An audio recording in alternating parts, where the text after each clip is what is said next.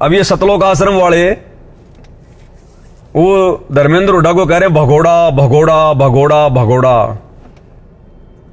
अरे तुम भगोड़े नहीं हो क्या? अरे दूसरों की गिरेबान में झांकने से पहले अपने अंदर देख लेना चाहिए। तुम धर्मेंद्र हुड्डा को भगोड़ा कह रहे हो, ठीक है, उसके जीवन में जो भी परिस्थितियां थी उन परिस्थितियों के चलते अमेरिका चला गया। अब मुझे यह बात बता दो, बरवाला कांड में संत रामपाल जी का बेटा 8 साल से भगोड़ा बन के नहीं घुमा क्या? संत रामपाल जी का बड़े वाला लड़का वीरेंद्र औरतों के कपड़े पहनकर सतलोक आश्रम से निकलने का प्रयास कर रहा था, उसको तो पुलिस ने पकड़ लिया। लेकिन संत रामपाल जी का छोटा बेटा मनोज, जो पुलिस प्रशासन को भड़का रहा था बरवाला कांड के समय कि एसपी तेरी मां का दूध पिया है तो आश्रम की दीवार को छू के दिखा, भक्तों को मरने और मारने के लिए भड़का रहा था, उकसा रहा था कि आज हम मर जाएंगे लेकिन गुरुजी को चंडीगढ़ नहीं जाने देंगे तारीख पर। वो मनोज, वो बरवाला कांड के समय पुलिस को चकमा देके जैसे तैसे औरतों के कपड़े पहन के या जैसे तैसे करके वो निकल गया। और 8 साल तक संत रामपाल जी का छोटा लड़का भगोड़ा बन के घूमता रहा। मनोज, क्या वो भगोड़ा नहीं है क्या? अरे भगत ने एक तरफ की बात नहीं करनी चाहिए। सतलोक आश्रम वालों, अगर भगत हो तो निष्पक्ष बात करनी चाहिए। ये भगत का स्वभाव होता है। संत रामपाल जी ने यही सिखाया है कि अगर भगत हो तो निष्पक्ष बात करो, एक तरफ की बात नहीं करनी चाहिए। एक तरफ की बात करने वाला भगत नहीं, बड़वा होता है।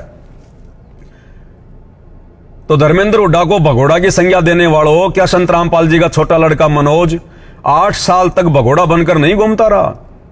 बेचारी संगत के दान के टुकड़ों पर नहीं पल रहा था वो?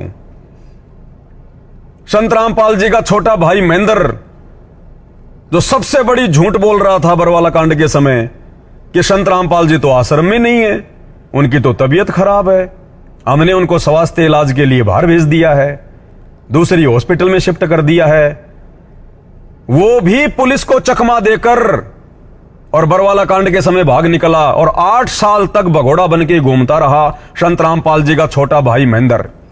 और 8 साल के बाद में गुजरात के अहमदाबाद में पकड़ा गया। तो क्या वो भगोड़ा नहीं था? संत रामपाल जी का दामाद, सगा दामाद, 2 बेटी है संत रामपाल जी की, एक बड़ी जिसका नाम अंजू है, एक छोटी जिसका नाम मंजू है। वो मंजू का पति संजय खानपुर वाला आर्मी से रिटायर्ड है, क्या वो 8 साल से भगोड़ा बन के नहीं घूम रहा था? अब उसको पुलिस ने पकड़ा है 2.5-3 साल पहले और वर्तमान में हिसार की जेल में है और दिन रात गुहार लगा रहा है कि मेरी जमानत हो जाए, लेकिन नहीं हो रही। जब मैं हिसार जेल में था, तुम सतलोक आश्रम वालों ने मेरे ऊपर जो झूठा मुकदमा लगाया और मुझे हिसार जेल में डलवाया 2023 में, वो मेरी जेल में था और जेल में मुझे धमकी देने के लिए आया था, मुझे डराने के लिए आया था कि यहां हमारे बारे में कुछ नहीं बोलेगा, और उसी का वो खामियाजा भोग रहा है। मेरी तो भगवान ने जमानत करवा दी 2.5 महीने में, क्योंकि मैं अपने धर्म पे हूं, अपनी सच्चाई पे हूं मैं। और वो संत रामपाल जी का छोटा दामाद संजय खानपुर वाला 3 साल से जेल भोग रहा है। छुड़वा दो ना। देखे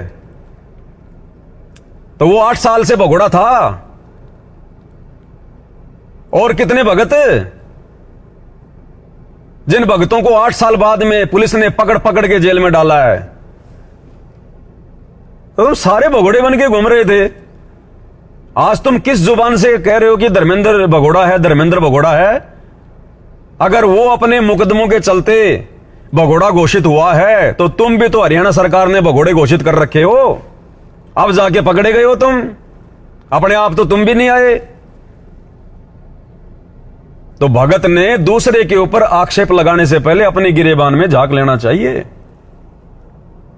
इसलिए मैं पवन दास कह रहा हूं कि धर्मेंद्र हुड्डा ने जो भी आरोप लगाए हैं, ठीक है, उसने थोड़ी सी गलती करी, धर्मेंद्र हुड्डा ने थोड़ी सी नासमझी दिखाई, उसने जल्दबाजी में परम संत रामपाल जी को टारगेट कर लिया।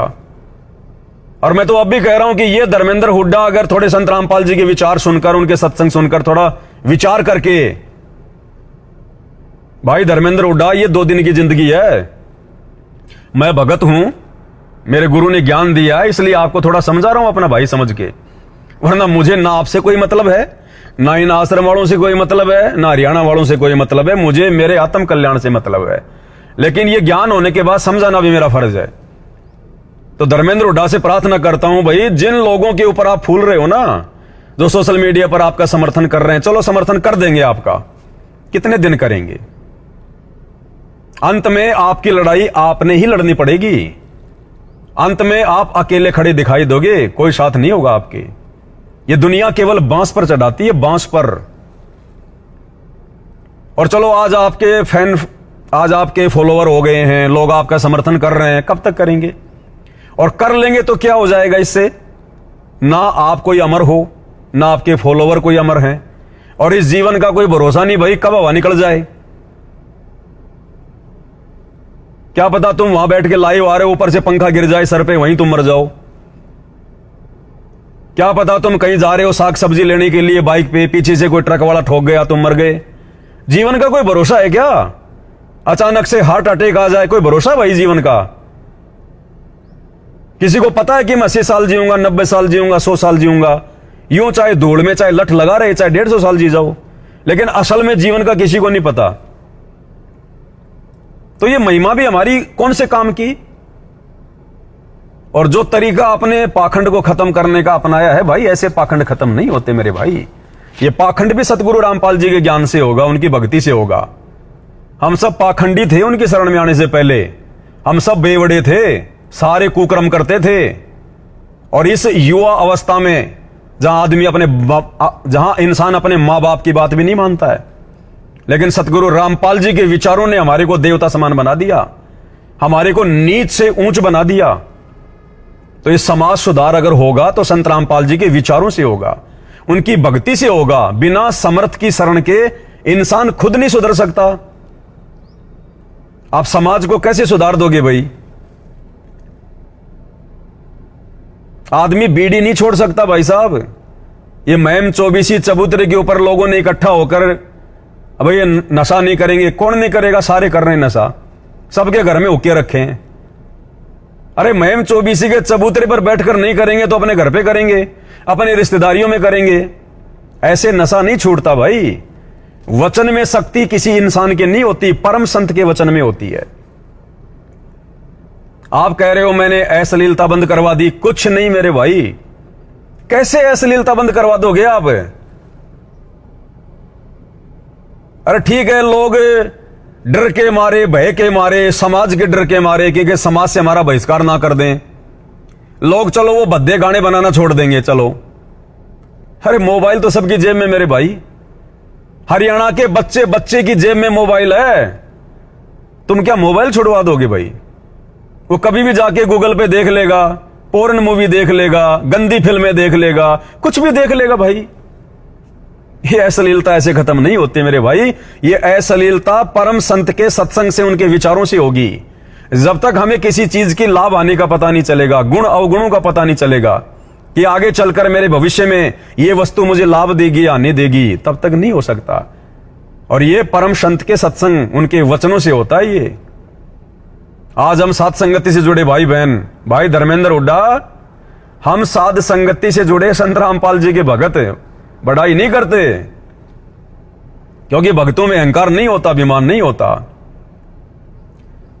आज अगर इस देश का प्रधानमंत्री नरेंद्र मोदी, अगर हम साध संगति से जुड़े किसी भी भगत को अगर ये कहे कि भाई पवन दास मैंने बीड़ी पीनी है, जरा माचिस पकड़ा दे, मैं उस प्रधानमंत्री को बीड़ी पीने के लिए माचिस भी नहीं पकड़ा सकता। ना साध संगति से जुड़ा कोई भगत पकड़ा सकता, बच्चा भी नहीं पकड़ा सकता, जो संत रामपाल जी के विचारों से भली भांति जो परिचित है।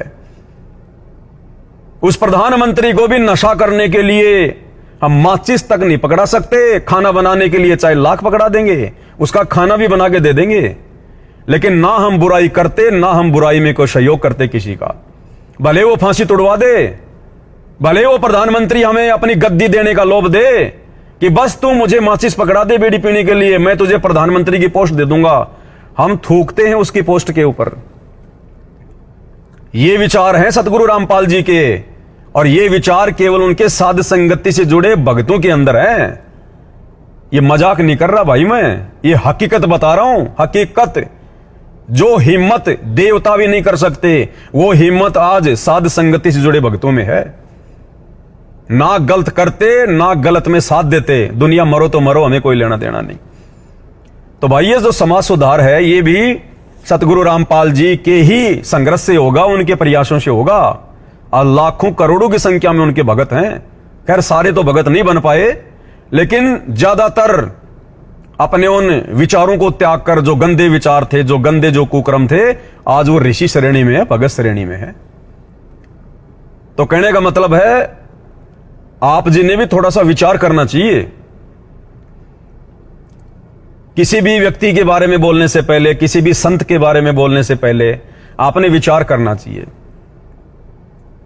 अब वो हरियाणा का कौन सा बाबा था एक, जिसने अपना वीडियो भी बनाया था, एक तो वासी वाला बाबा, वो नहीं, एक और था जिसने अपना वो ताला वाड़ा लगा रहा था, वो काली काली डाडी वाला। ले भाई धर्मेंद्र हुड्डा, मैंने अपने धाम के ऊपर ताले लगा दिए। और उसके बाद में आपके उनकी क्या बातचीत हुई है, उसने कहा कि मुझे, धर्मेंद्र हुड्डा ने कहा कि आप 200 लड़कियों की शादी करवा दो, अपना धाम खोल लो। तो उसने पाखंड वापस शुरू कर दिया। अरे वो अगर धाम वापस खोलेगा तो पाखंड ही तो करेगा, ये पाखंड को बंद करना थोड़ी होता मेरे भाई। वो व्यक्ति अगर उस पाखंड को भी समाप्त करेगा, वो हांसी वाला बाबा भी अगर उस पाखंड को समाप्त करेगा, तो संत रामपाल जी के प्रवचन सुनकर ही कर सकता है। कि पता चल जाएगा कि आगे चल के भविष्य में मेरे साथ में क्या होगा, मैं क्या काटे बो रहा हूं अपने जीवन में इस पाखंड को फैलाकर। ये मनुष्य जन्म भक्ति करने के लिए मिला, सत भक्ति के लिए, लोगों को गुमराह करने के लिए नहीं, पाखंड के लिए नहीं। तो आपने अपने जीवन की सबसे बड़ी गलती की है भाई धर्मेंद्र हुड्डा जी, संत रामपाल जी को टारगेट करके। हां, यदि आप उनके परिवार को टारगेट करते जो असल में पाखंडी हैं, यदि आप सतलोक आश्रम से जुड़े चंद भक्तों को टारगेट करते जो वास्तव में पाखंडी हैं, मैं पवन दास भी आपका खुल के साथ देता। आज मेरे पास में 2 फुट ऊंचा डॉक्यूमेंट्स का जो है बंडल है, 2 फुट ऊंचा, जो इनके पाखंडों से भरा हुआ है। लेकिन बाबा रामपाल जी के पाखंड आसपास भी नहीं है, ना उनके विचारों में पाखंड है। सत्संग तो सुनो कभी मेरे भाई, ऐसे तो देखो कोई कुछ भी कर लेगा। और ये महिमा भाई 4 दिन की है, ध्यान रख लेना। ये समाज, ये दुनिया कभी किसी की नहीं हुआ करती है, कभी किसी की नहीं हुआ करती है, और ना किसी की होगी, ध्यान रखना। अरे रावण जैसे चले गए जिनकी महिमा ऊपर देवलोक में थी, जिसने 33 करोड़ देवताओं को अपनी कैद में डाल रखा था, अंत में कुत्ते वाली मौत मरा। आज लोग साल भर में एक बार 1 घंटे के लिए उसका पुतला जलाने के लिए नाम लेते हैं, कोई याद भी नहीं करता। और भाई आप अगर समाज सुधार मान लो, अगर आप कर भी दोगे, पहली बात तो होना नहीं। देखो इस प्रकार के प्रयासों से समाज सुधार नहीं होता है, घर का सुधार नहीं होता, समाज तो बहुत दूर की बात है। अगर आपकी महिमा बन गई, आप सोच रहे हो भाई मेरा नाम हो जाए, मेरी महिमा हो जाए, तो क्या कर लोगे भाई झूठी महिमा का। इस देश में कितने प्रधानमंत्री होके चले गए, उनकी कितनी महिमा थी। आज आप धर्मेंद्र हुड्डा को भी उनके नाम का पता नहीं होगा, तो काहे की महिमा। हमारा दादा, हमारा परदादा, आज हम साल में एक बार उनके श्राद्ध निकालते हैं, तब उनका नाम लेते हैं। लोग अपने मरे हुए दादा और परदादा को भी महीनों महीनों याद नहीं करते, जो पशु की तरह मेहनत करके हमारे लिए जमीन बना के छोड़ गए, मकान बना के छोड़ गए। आज हम अपने उन पूर्वजों को भी 2-4 महीने में कभी कभार कोई चर्चा चल गई तो भाई मेरा दादा ऐसा, मेरा परदादा ऐसा, हम उनको तो याद नहीं करते जो हमारे लिए बेचारे मर के चले गए। आपको कौन याद करेगा भाई। अरे मर्द गर्द में मिल गए रावण से रणधीर, कंस केस चानूर से हिरणाकुश बलबीर। ऐसे ऐसे बड़े बड़े योद्धा होके चले गए जो अपने आप में वो धरती तोलने में सक्षम थे। वो आज दुनिया उनको तो याद नहीं करती। आप और हमें कौन याद करेगा भाई धर्मेंद्र हुड्डा। और कौन हमारे कहने से शराब पीना छोड़ देगा, कौन ये गंदा नाच नाचना छोड़ देगा भाई। ये तो परम संत के सत्संग से, उनके विचारों से, उनकी शरण में आने से बदलाव होगा, ऐसे नहीं होता। तो आपसे भी हाथ जोड़ के प्रार्थना है, आप भी संत रामपाल जी के सत्संग सुनो भाई। आपने भी मोक्ष प्राप्त करना है। यह मनुष्य जन्म केवल मोक्ष प्राप्ति के लिए मिलता है। बाकी ये जो भी कुछ हो रहा है ना, ये सब काल करवा रहा है, काल। और अंत में वो गधा बना के छोड़ देगा लक 84 योनि में। फिर देखना हम किसको सुधारेंगे। कुम्हार मारेगा फिर लठ कमर में, 2.5 मन का रखेगा बोरा कि ले बेटा आजा। जब मनुष्य जन्म था तो बकवाद करता रहा, भक्ति के निकट भी नहीं गया, संतों का मजाक करता था, आजा। अब बनाऊंगा तुझे समाज सुधारक, फिर आप और हमारी ये हालत होगी भाई। ये सत्यता है भाई धर्मेंद्र हुड्डा, सत्यता।